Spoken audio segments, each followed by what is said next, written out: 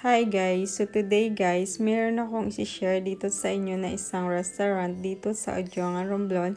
So ngayon, nandito ako ngayon sa Odjongan, Romblon. Gusto ko tong i-share para malaman nyo din kung saan kami kumakain. Lalo na yung asawa ko is isang American. So nahihirapan ako bumili ng mga food. Lalo na yung mga Italian food, yung mga gusto nila.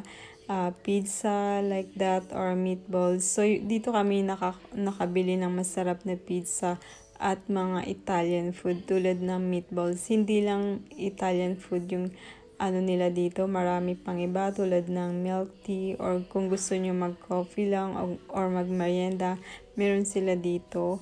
So yun, and thank you always for watching my video and supporting my channel, especially sa mga taga Romblon. Thank you so much guys. Sana hindi kayo magsasawang manood ng video ko. At yun lang, and thank you again and God bless.